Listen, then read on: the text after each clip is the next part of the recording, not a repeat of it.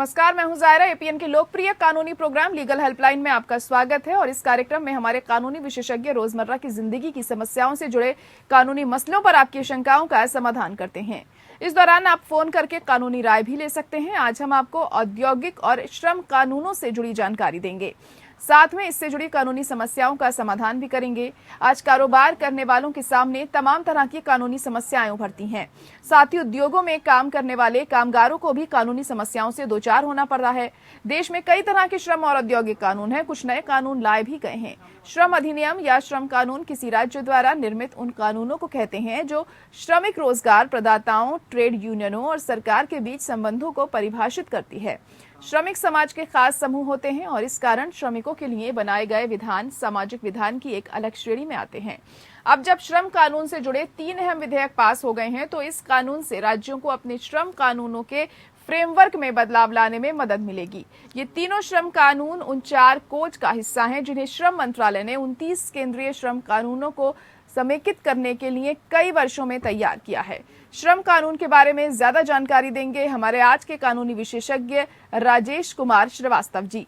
राजेश जी आपको श्रम कानून से जुड़ी तमाम कानूनी पहलुओं की जानकारी देंगे और आपके हक के बारे में बताएंगे। अगर आपका इससे जुड़ा कोई सवाल है तो आप कॉल करके राय ले सकते हैं।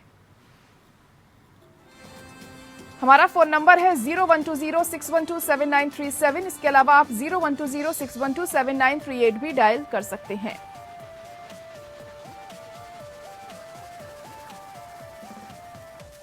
और अधिवक्ता हमारे साथ जुड़ चुके हैं। सर, बहुत स्वागत है आपका। पहला सवाल आपसे ही जानना चाहेंगे कि 29 केंद्रीय श्रम कानूनों को एक करके जो बनाया है नया कानून, वह कामगारों और कर्मचारियों को क्या कुछ सुविधाएं देता है? राजेश जी, सरकार का ये एक पक्ष रहा है कि जो अब तक हमारे यहाँ हर स्टेट और सेंट्रल गवर्नमेंट के अलग अलग कानून रहे हैं श्रम के, जो श्रमिक और श्रमिक दोनों के लिए समय समय पर इस्तेमाल करे गए, उनको एक कंसोलिडेट करा जाए ताकि आगे से जो भी लोग एम्प्लॉयमेंट जनरेट करने के लिए आगे और ग्लोबल स्टैंडर्ड्स को मेंटेन करने के लिए सारे कानूनों को एक इकट्ठा करने की कोशिश की गई है, जिससे लोग जो काम करने के लिए हायर करने के लिए जो कंपनी चाहती है वो और जो काम करना चाहते हैं उनको सुविधा हो। इसी को मद्देनजर रखते हुए ये सरकार का एक पहल है जिससे आगे चलकर हम यहाँ पर सुविधा दे सके दोनों को और इससे फर्दर एम्प्लॉयमेंट जनरेट होगा। इसके लिए सरकार ने ये एक कदम उठाया है। जी जी। राजेश जी, भर्ती और छटनी को लेकर क्या मौजूदा कानून है? इंडस्ट्रियल रिलेशंस कोड के जरिए श्रम मंत्रालय ने भर्ती और छटनी को लेकर कंपनियों को ज्यादा अधिकार दिए हैं, इसके बारे में जानना चाहेंगे। अब तक हमारे यहाँ कोई कॉन्सेप्ट नहीं था फिक्स एम्प्लॉयमेंट का। होता यह था कि एक बार कंपनी ने हायर कर लिया तो एम्प्लॉई हमेशा के लिए कंपनी के साथ रहता था। तो हमने एक नया कॉन्सेप्ट लाया है जिसमें कंपनी को ये सुविधा दी गई है, जो भी आदमी हायर करना चाहता है फिक्स एम्प्लॉयमेंट, यानी कि एक पर्टिकुलर प्रोजेक्ट के लिए आपको एम्प्लॉय चाहिए तो उसके लिए आप एम्प्लॉय को एंगेज कर सकते हैं और वो प्रोजेक्ट खत्म हो जाने पर, यानी कि उसकी अवधि पूरी हो जाने पर, समय सीमा पूरी हो जाने पर उस एम्प्लॉय को हटाया जा सकता है।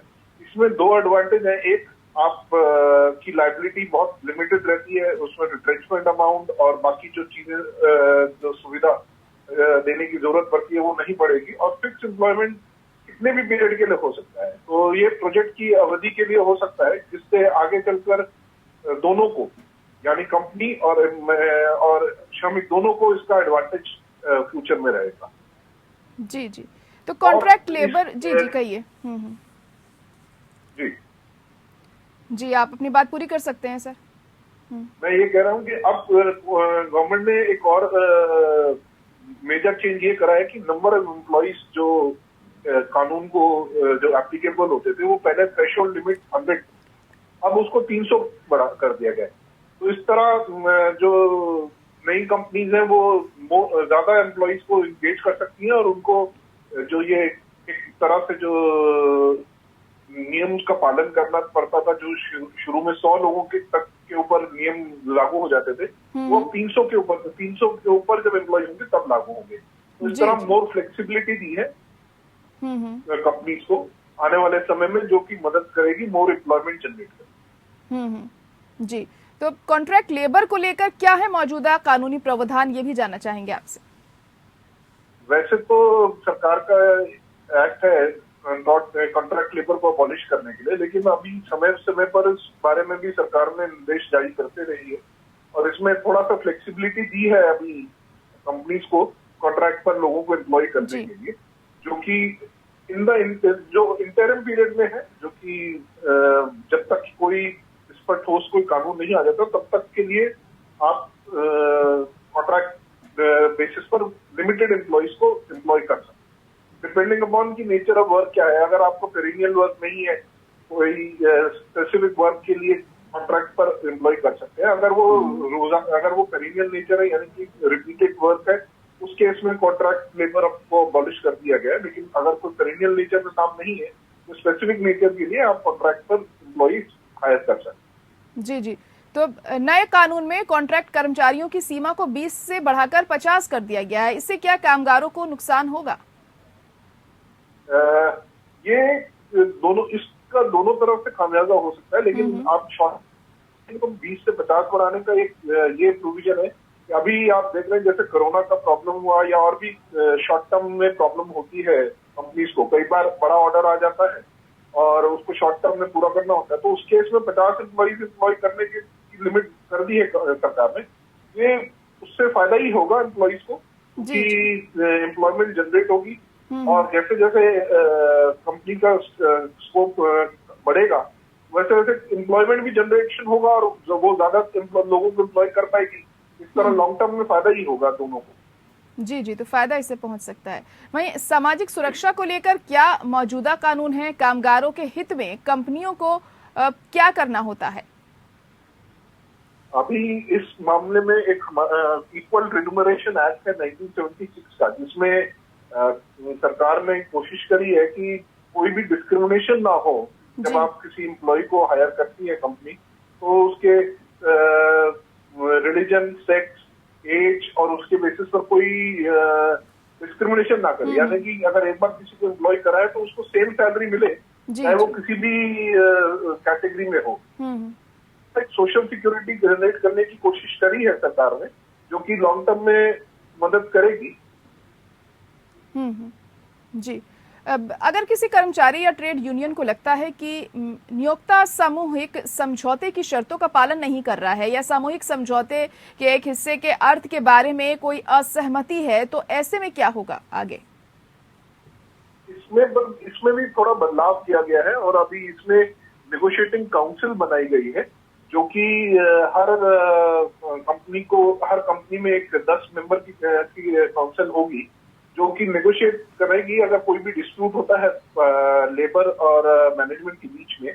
और ये एक प्रयास है कि कोर्ट ना जाना पड़े, एक आर्बिट्रेशन का एक मैकेनिज्म डेवलप करने की कोशिश की गई है कि जिससे आपस में ही दोनों के बीच में अगर कोई डिस्प्यूट होता है तो उसको सुलझा लिया जाए। अगर इस केस में एक और भी प्रयास किया गया है सरकार द्वारा। नॉर्मली पहले यूनियन जो 75% लोगों को रिप्रेजेंट करती थी, वही यूनियन को मान्यता दी जाती थी, लेकिन अब उसको रिड्यूस कर दिया गया है लिमिट 50% को, जो कि एक अच्छा स्टेप है कामगार के लिए, जिससे यूनियन एक बेटर पोजीशन में रहेगी नेगोशिएट करने के लिए और आगे चलकर डिस्प्यूट कोर्ट ना जाए और आपस में ही उसका फैसला हो जाए, इसका प्रयास। अगला सवाल आपसे यही जानना चाहेंगे कि अगर यूनियन समझौते का पालन नहीं कर रहा है तो क्या नियोक्ता शिकायत दर्ज करा सकता है? ऐसे में बिल्कुल नियोक्ता जो है वो शिकायत दर्ज करा सकता है, क्योंकि अल्टीमेटली यूनियन जो है वो एम्प्लॉइज का इंटरेस्ट प्रोटेक्ट करने के लिए ही है, और अगर वो नहीं फॉलो करता कोई भी जो समझौता हुआ है तो उसको जो भी नियुक्त करता है वो उसके लिए जरूर कोर्ट जा सकता है और उसके खिलाफ शिकायत जरूर दर्ज करा सकता है और उसको कोर्ट के थ्रू उसको जो भी सेटलमेंट है उसको लागू कराने के लिए पहल कर सकता है। जी जी, तो वहीं आर्बिट्रेशन की अगर बात करें तो आर्बिट्रेशन के जरिए औद्योगिक विवाद सुलझाया जा सकता है, इसको कैसे सुलझाया जाता है? अभी इस पर नए कोड में प्रावधान सरकार ने बनाया है, जिसमें यूनियन और एम्प्लॉइज और एम्प्लॉयर तीनों को एक फोरम दिया गया है जिसमें वो अपने डिस्प्यूट जो भी है आपस में जो भी डिस्प्यूट या मतभेद है उसको सेटल करने की कोशिश कर सकते हैं। और इसमें 20 लोगों का एक कमेटी बनाने का प्रावधान है जिसमें ये कमेटी सब पहलुओं को एग्जामिन करेगी और इस तरह से उसको सॉल्व करने की कोशिश करेगी। पहला प्रयास यही रहेगा कि कोर्ट ना जाना पड़े और आपस में जो भी डिस्प्यूट है उसको सेटल कर लिया जाए। जी जी राजेश जी, एक कॉलर हमारे साथ इस वक्त जुड़ चुके हैं, गोपाल सिंह। गोपाल सिंह जी, अपना सवाल पूछ सकते हैं आप। मैडम, मैंने एक नौकरी छोड़ी 2005 में और मेरा जो पीएफ का जो है ना जी, उसमें एक लोन का प्रावधान था पेंशन में, उसका मैंने लोन लिया था जी, उसमें मेरे 100 किस्त काटने का बोला था। 100 से मेरा भी करीब बहुत ज्यादा कर चुकी है और अभी तक बंद नहीं हुई है। जी जी, क्या सलाह आप देंगे राजेश जी ने? जी तो एक बार सवाल रिपीट कर सकेंगे? गोपाल जी, आप अपना सवाल एक बार फिर से दोहरा सकते हैं? जी श्रीमान, ये है कि मैंने पीएफ से मेरी पेंशन मिलती है मेरे को 500 रुपए और मैंने पीएफ से जो है उसमें एक कॉलम था कि आप जो है इसमें से लोन ले सकते हैं। लोन के हिसाब से आपकी 100 किस्त में पूरा करके इसकी बंद कर दी जाएगी। तो मैंने 2005 से मैंने बीआरएस लिया था, उस टाइम पे लोन लिया था जिसका आज तक वापस कटना बंद नहीं हुई है। करीब करीब वो बहुत ज्यादा हो गई है। जो आपने लोन लिया था, जिस ऑफिस में आपने आवेदन दिया था पीएफ ऑफिस में जाकर आप वहां पर एक एप्लीकेशन दे सकते हैं और उनसे कह सकते हैं कि इस अवधि के लिए मैंने लोन लिया था और उसकी किस्त पूरी जमा हो चुकी है और अब इस बंद किया जाए। अगर वो नहीं मानते हैं तो पीएफ कमिश्नर के पास भी एक उसके खिलाफ एक अपील फाइल कर सकते हैं और उनको इस बारे में जानकारी दे सकते हैं कि मेरा लोन की रीपेमेंट हो गई है लेकिन पीएफ अभी भी वो इंटरेस्ट अभी भी कट रहा है। जी, उम्मीद है गोपाल जी आपको जवाब मिल गया होगा। राजेश जी, अगला सवाल आपसे ये जानना चाहेंगे कि एक स्ट्राइक या लॉकआउट गैर कानूनी कब माना जाता है?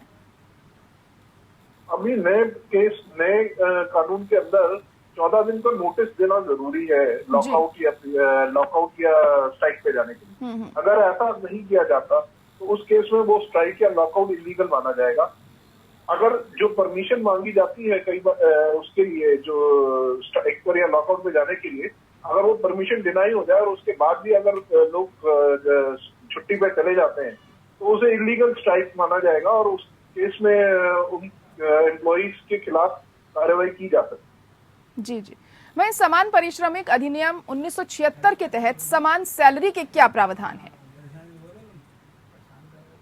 हमारे कॉन्स्टिट्यूशन में आर्टिकल 14 और 19 का प्रोविजन रहा है जिसको इम्प्लीमेंट करने के लिए ये 1976 का एक्ट सरकार लेकर आई। उसमें क्लियरली प्रोवाइडेड है कि आप किसी भी बेसिस पर कोई डिस्क्रिमिनेशन नहीं कर सकते, चाहे वो सेक्स हो, चाहे वो कोई रिलीजन हो या कोई एज या कोई और कोई भी वजह से आप नहीं कर सकते। अगर कोई व्यक्ति कार्य कर रहा है और वो कार्य पूरा अपना कर रहा है तो उस केस में उन सबको बराबर का वेतन मान्य होगा, कोई कम ज्यादा करने का कोई प्रावधान नहीं। इस पर एम्प्लॉयर के पास कोई डिस्क्रिशन नहीं है, ये अनिवार्य है। इसको आप कम ज्यादा करने की किसी स्थिति में नहीं है, कोई भी रीजन के लिए कम ज्यादा नहीं कर सकेंगे। जी जी, तो वही बोनस संदाय अधिनियम 1965 के तहत कामगारों के लिए बोनस के क्या प्रावधान है?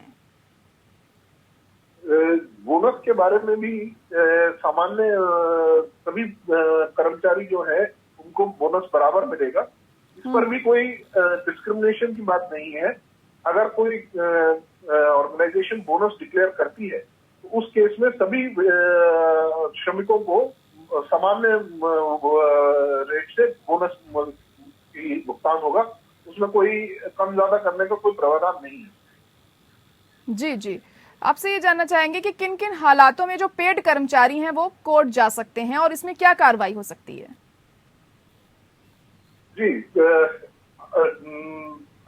जो कर्मचारी है उसकी दो कैटेगरी होती है, या तो वो वर्कमैन है या वो वर्कमैन नहीं है। जो वर्कमैन है वो इंडस्ट्रियल डिस्प्यूट रेज कर सकता है और उस केस में वो लेबर कमिश्नर के पास अपना डिस्प्यूट और शिकायत दर्ज कर सकता है। लेबर कमिश्नर उसके ऊपर ये डिसाइड करेगा कि क्या ऐसा कोई डिस्प्यूट है और अगर डिस्प्यूट है तो उसको रेफर करेगा और उस केस में पहले मीडिएशन होगी और अगर वो कंसिलिएशन प्रोसीडिंग्स में उनका डिस्प्यूट सेटल नहीं होता उस केस में वो डिस्प्यूट जो है वो रेफर कर दिया जाएगा लेबर कोर्ट।